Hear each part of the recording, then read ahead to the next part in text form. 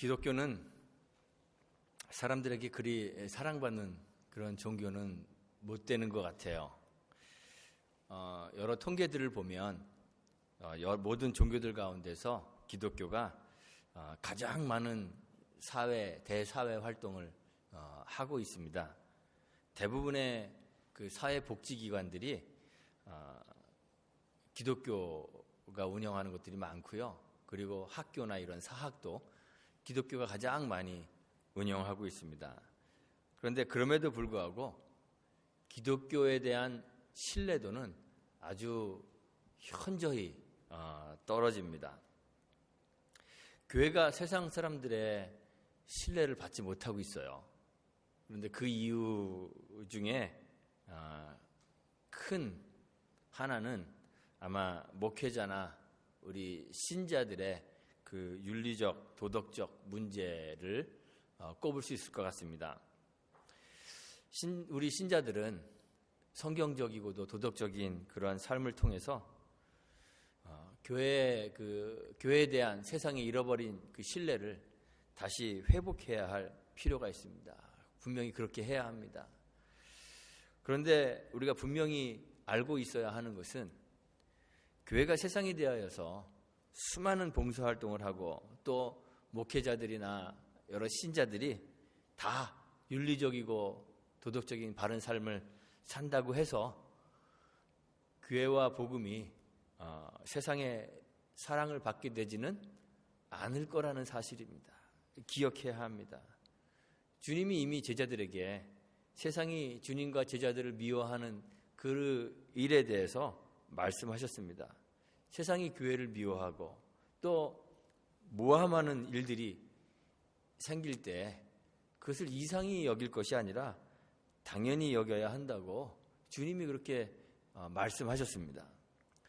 피할 수 있는 일이 아닙니다. 피해야 할 일이 아니고 사실은 교회가 견뎌야 하는 그러한 일입니다. 바울이 이야기하죠. 말세에 고통당할 때가 올 것입니다. 그랬습니다. 그런데 이 마지막 때 말세의 특징이 뭐냐면 사람들이 자기를 사랑하는 것이고 또 이 세상의 쾌락을 하나님보다 더 사랑하는 것이다. 그렇게 이야기했습니다. 세상 사람들은 하나님보다 세상의 쾌락들을 자기를 더 사랑하기 때문에 당연히 교회와 복음을 좋지 않게 보는 것입니다. 당연합니다. 바울도 계속적인 고난을 당하고 있는데요. 바울이 당하고 있는 고난은 바울이 윤리적으로 또는 도덕적으로 나태하고 부도덕하기 때문에 당하는 것이 아닙니다. 오히려 바울의 삶을 보면 주님의 자비를 전하기 위해 노력했던 사람입니다.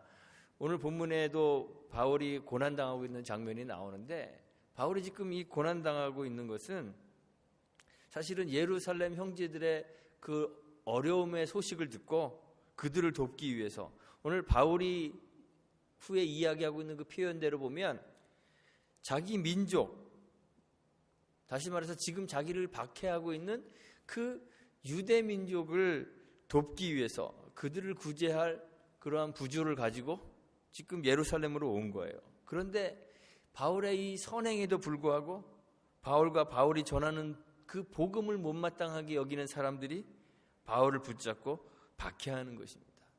왜 유대인들이 바울을 박해할까요? 바울이 총독 벨릭스에게 언급한 것처럼 그가 박해받고 있는 것은 그가 지금 신문받고 있는 것은 다른 것 때문이 아니라 죽은 자의 부활을 외쳤기 때문이다. 그러죠. 죽은 자의 부활을 외치기 때문에 지금 박해를 받습니다. 바울을 아주 극렬하게 반대하고 박해하는 사람들은 유대인 가운데서도 특히 어떤 사람들일까요? 제사장 그룹들입니다. 대제사장들 그리고 사두개인들입니다. 제사장 그룹과 이 사두개인들은 천사나 귀신 같은 영적인 존재들을 믿지 않았습니다. 부인했습니다. 우리의 영혼도 불멸하지 않다. 영혼이 영원하지 않다. 그렇게 생각했습니다. 그래서 사람이 죽으면 영혼은 어떻게 될까요? 우리는 영혼이 하늘나라에 가든지 뭐 어디 지옥에 가든지 이렇게 한다고 생각하는데, 이 사두개인들은 영혼이 멸절된다, 그냥 사라져버린다, 그렇게 생각했습니다. 그러니까 죽음 이후에 세상이 사두개인들에겐 존재할까요? 존재하지 않을까요? 존재하지 않습니다. 사후의 세계를 믿지 않습니다. 그러니까 당연히 부활도 믿지 않고 내세 하나님 나라, 다가오는 하나님 나라에 대한 믿음이 없습니다. 메시아에 대한 소망도 없습니다. 그리스도를 기다리지도 않습니다. 이 사람들은 영원한 하나님 나라에 대한 소망이 없기 때문에 유일한 소망은 어디 있을까요? 바로 이 세상에 있습니다. 그래서 이 세상에서 천국을 누리는 것을 목표로 하고 살아갑니다. 그러니까 종교적인 그 영적인 삶보다는 정치적인 것에 관심이 많습니다. 그래서 로마의 정치인들과 결탁합니다. 세상에서 천국을 만들어야 하니까 세상의 물질적인 것에 관심이 많습니다. 그래서 탐욕적입니다. 제사장과 사두개인들은 탐욕스럽고 정치적인 그러한 사람들이었습니다. 유대인들이 예수님을 배척했던 것은 율법에 대한 이해의 차이, 또는 예수님이 자기 자신을 하나님의 아들로서, 하나님으로서 자기를 계시하시는 그런 자기 증거가 원인이 되기도 하지만, 더 결정적인 이유는 요한복음 11장 48절에 기록되어 있는 거예요. 유대인들이 공회를 열고 떠들어대죠. 만일 저를, 여기서 저는 예수님입니다. 만일 예수라는 저 사람을 이대로 두면 모든 사람이 저를 믿을 것이요, 그리고 그 결과 어떻게 되느냐? 로마인들이 와서 우리 땅과 민족을 뺏어가리라 그랬습니다. 유대 종교 지도자들이 지금 누리고 있는 그런 정치적인, 종교적인 권력, 자기의 지위를 잃어버리는 것, 그것을 두려워해서 하는 거예요. 그래서 예수님 죽이기로 결의하죠. 그 해의 대제사장이었던 가야바가 아주 유명한 말을 하는 거예요. 하늘의 밀이 땅에 떨어져 죽어야 된다, 그런 이야기를 하죠. 한 사람이 백성을 위하여 죽어서 온 민족이 망하지 않게 되는 것이 너희에게 유익한 줄 생각지 아니하는도다 그랬습니다. 예수 죽이고 자기들의 권력과 지위를 유지하는 것이 옳다는 것 왜 생각지 못하느냐, 그 얘기예요.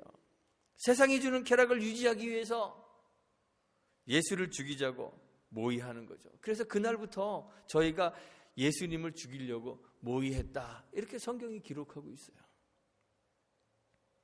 그런데 이러한 악행, 그리고 예수님에 대한 이 적의가 사실은 하나님의 뜻을 드러내는 결과로 나타나게 됩니다. 가야바는 예수님을 죽여서 로마가 개입하는 것을 막고 미연에 방지하고 자신들이 가지고 있는 권력과 지위를 유지하려고 그런 의도를 가지고 이야기했지만, 하나님은 예수님의 죽음을 통해서 유대 민족뿐만 아니라 온 땅에 흩어져 있는 하나님의 자녀들을 모아서 하나가 되게 하시려는 그러한 계획을 가지고 계신 거예요. 그래서 예수의 십자가의 죽음으로 온 민족이 영원한 죽음에서 벗어나 생명을 얻는 그 하나님의 구원 계획을 이렇게 드러내게 되는 것이죠. 한 사람이 죽어서 온 민족이 망하지 않게 되는 것의 그 참 의미가 예수님의 죽음을 통해서 온전히 드러나게 되는 것입니다. 지금도 유대인들이 동일한 이유로 바울을 송사하는 거예요. 바울이 소요를 일으키고 자신들이 가지고 있는 권력들을 잃어버릴까 봐 전전긍긍하며 바울을 송사합니다. 대제사장 아나니아라는 사람이 장로들과 함께 변호사 하나를 대동합니다. 더둘로라고 하는 변호사를 하나 대동해서 벨릭스 총독 앞에서 바울을 고소합니다. 유대인 역사가인 그 요세푸스라는 사람의 글들을 보면 이 벨릭스가 어떤 사람인가 기록되어 있는데요, 정말 탐욕스럽고 잔인하고 그리고 막 부패한 그런 사람이었습니다. 원래 노예 출신입니다. 그런데 어떻게 잘 돼서 그 형과 이 벨릭스가 노예 신분에서 벗어나고 관리까지 되었어요. 역사가 타키투스라는 사람이 벨릭스에 대해서 이야기하기를 노예의 마음을 가지고 왕의 권세를 휘두르는 사람이다, 이렇게 표현했어요. 자기 뜻에 맞지 않는 사람을 제거하기 위해서요, 암살자를 고용하기도 했고요, 자기의 지위를 이용해서 뇌물을 많이 받았습니다. 그리고 여자들을 막 취했습니다. 뇌물을 받고 반란에 가담했던 죄수도 풀어주는 그런 탐욕스러운 인물이었습니다. 재판에 많은 부정을 행했습니다. 정치적인 이유로 자기가 총리가 되는데 이렇게 많은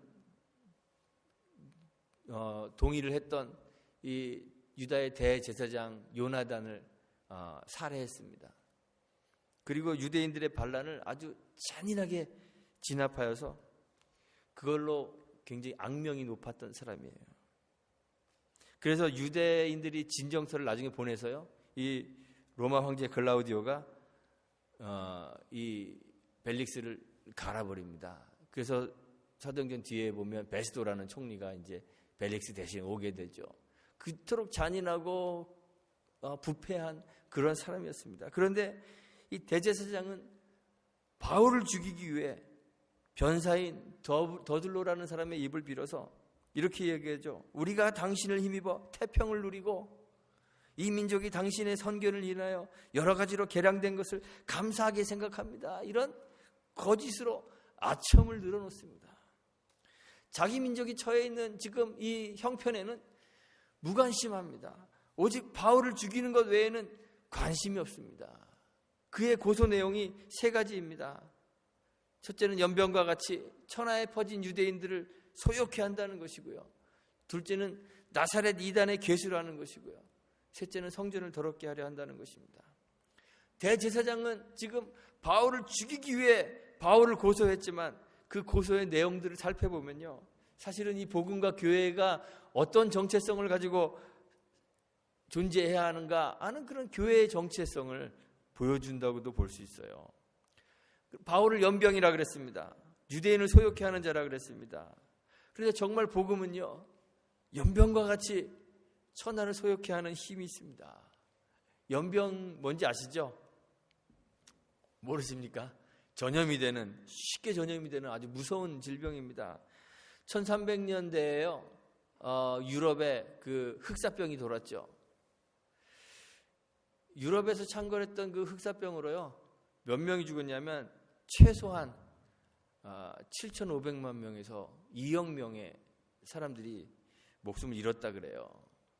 유럽 전역으로 급속도로 흩어져 나가서 이 흑사병으로 그 당시 유럽 인구의 30%에서 크게 잡으면 60%까지 이렇게 사망했다 그럽니다.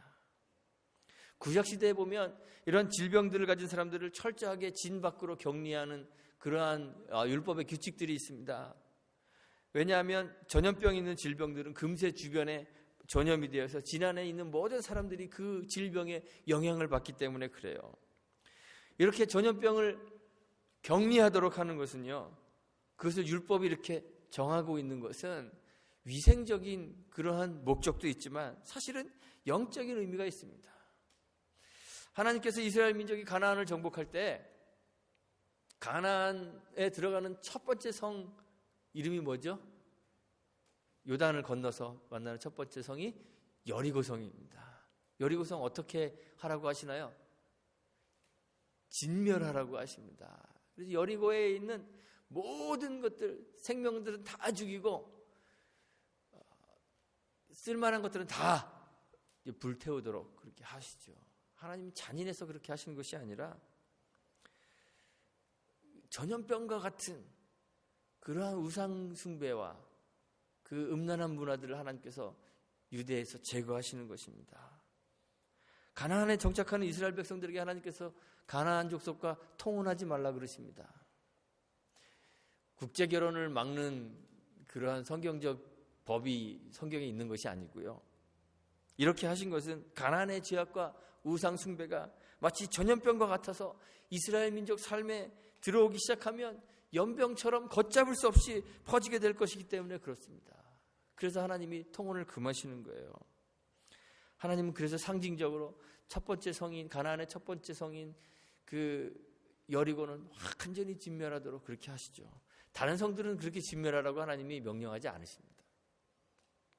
그런데 복음이 그렇습니다. 복음에 정말 생명이 있기 때문에 복음에 이런 능력이 있습니다. 복음은 연병처럼 세상에 널리 퍼질 것입니다. 하나님 자기 백성을 어디서 불러 모으시나요? 성경에 보면 세상 끝에서부터 불러 모으십니다. 복음을 들고 산을 넘는 자들의 그 발길을 통해서 복음이 세상 끝까지 방방곡곡에 전해질 것입니다. 주님은 제자들에게 예루살렘과 온 유대와 사마리아와 땅 끝까지 이르러 내 증인이 되리라. 내 증인이 될 것이다 말씀하셨습니다. 명령어가 아닙니다. 될 것이다. 예수님께서 갓난아기로 이 세상에 오셨을 때 성경에 보니까요, 헤롯 왕과 온 예루살렘이 듣고 소동했다 그러죠. 예수님이 계신 곳에 소동이 일어납니다. 복음이 있는 곳에, 복음이 전파되는 곳마다 소동이 일어납니다. 하나님에 대하여 높아져 있던 모든 인간의 교만과 권세가 낮아지고 부끄러움을 당하기 때문에 그렇습니다. 이사야가 예언한 것처럼 40장 4절에 골짜기마다 도두어지며 산마다, 작은 산마다 낮아질 것이고 고르지 않은 곳이 평탄하게 되며 험한 곳이 평지가 될 것이다. 엄청난 소동이 이 세상에 일어나는 거예요. 뭐 때문에요? 복음 때문에 일어나는 것입니다. 이것이 연병과 같이 세상을 소유하게 하는 교회의 정체성입니다. 오늘날 교회가 이런 교회가 돼야 되는 거예요. 나사렛 이단의 괴수라 그랬습니다. 나사렛 이단이라는 것은요, 그리스도인을 가리키는 것입니다. 근데 그리스도인이라는 그 말이 사실은 그리스도에게 속한이란 뜻이에요. 그러니까 그리스도의 노예다 이런 뜻입니다. 저 예수쟁이, 우리나라 말로 하면 예수쟁이가 딱이에요. 딱 맞는 것 같아요. 저 예수쟁이, 비하의 뜻을 담고 있는 말이죠. 그런데 이 나사렛이란 말도 그렇습니다. 무시하는 의미가 담겨져 있습니다. 예수님의 후에 예수님의 제자가 된 나다나엘이 빌립의 전도를 받았을 때 그러잖아요. 나사렛에서 무슨 선한 것이 날 수 있느냐 이렇게 물어봤습니다. 무슨 말이냐면 당시에 나사렛이라는 동네에서는 뭐 괜찮은 인물이 나올 수 있는 건덕지가 조금도 없다고 그 당시에 모든 사람들이 그렇게 믿고 있었다는 얘기예요. 그런 아주 이렇게 널리 퍼져 있는 그런 생각이 나다나엘의 입을 통해서 나타나는 거예요. 나사렛 촌스럽고 배움도 없고 무지한 사람들이 모여 사는 그러한 곳이라는 것입니다. 모든 사람들이 무시하고 하찮게 여기는 그 나사렛 예수 그리스도가 사실 바울의 전부가 되었어요. 바울이 고린도전서 2장 2절에서 그러죠. 예수 그리스도와 그가 십자가에 못 박히신 것 외에는 아무것도 알지 않기로 내가 작정했다 그러죠.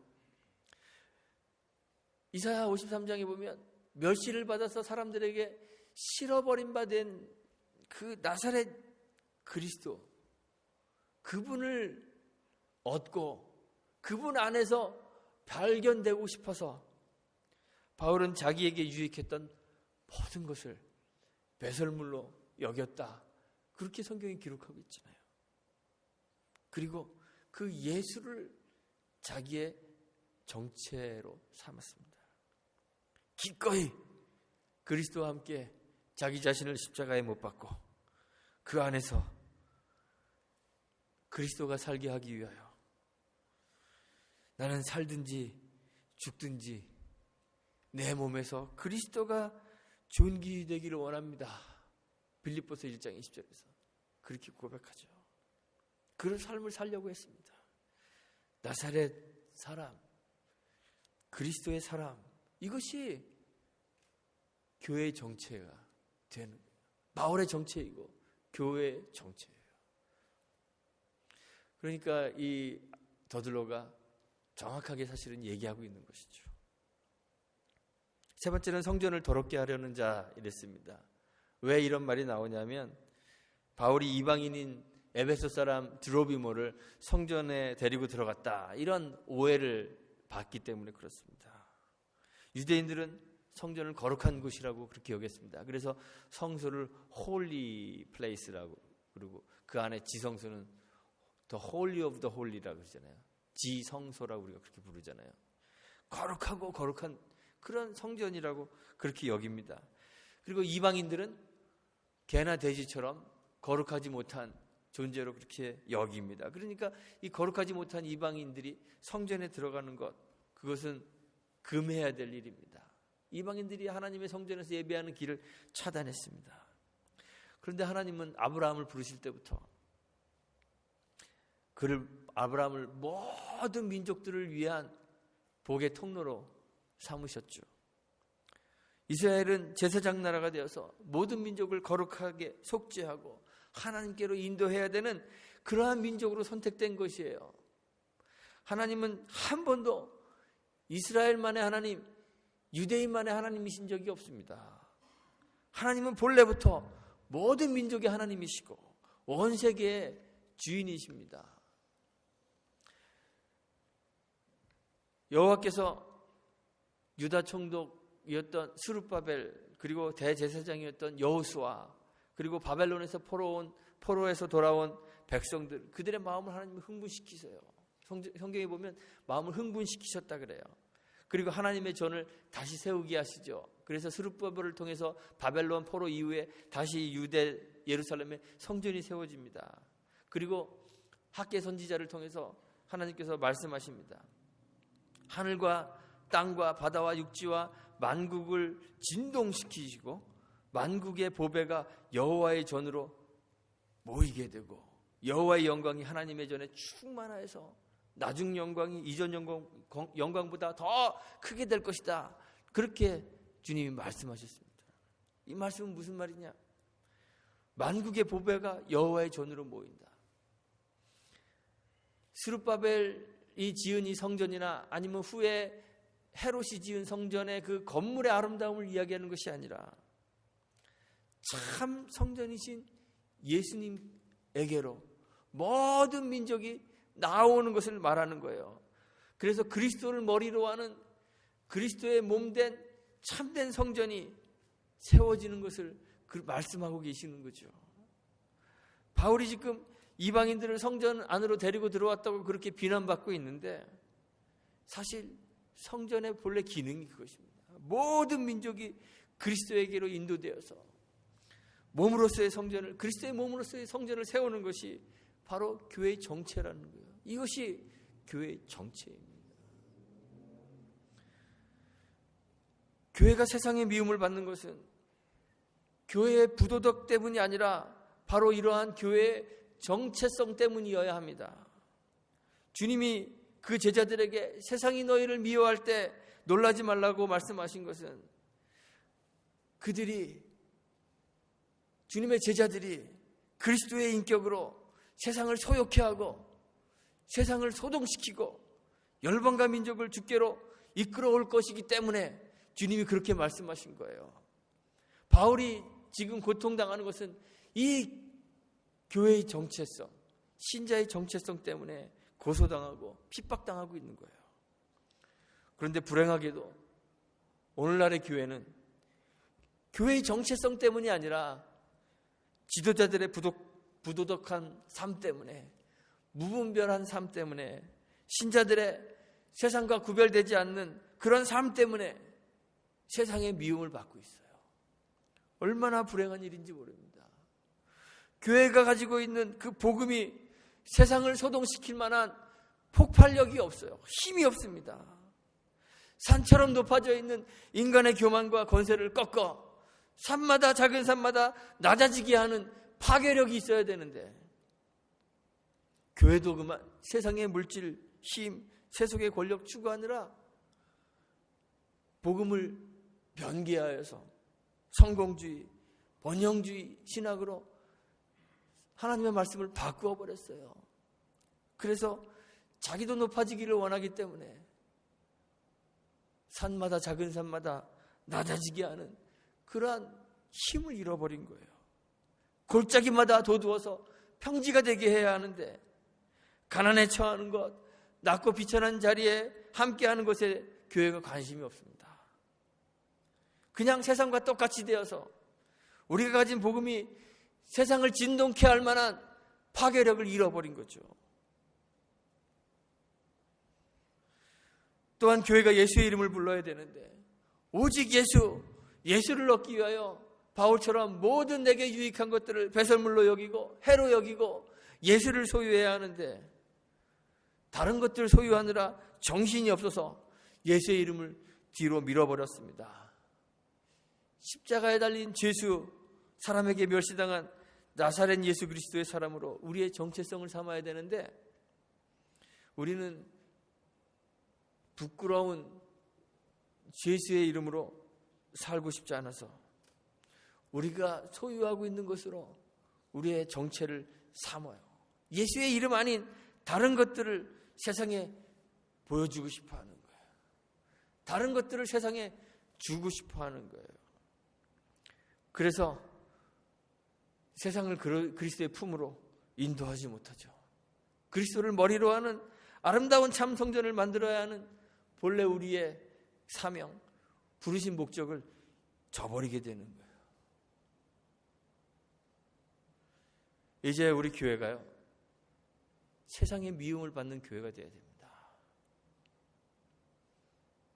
우리의 탐욕과 부도덕 때문이 아니라 세상과 완전히 다른 우리의 정체성 때문에 세상의 미움을 받는 교회가 되어야 돼요.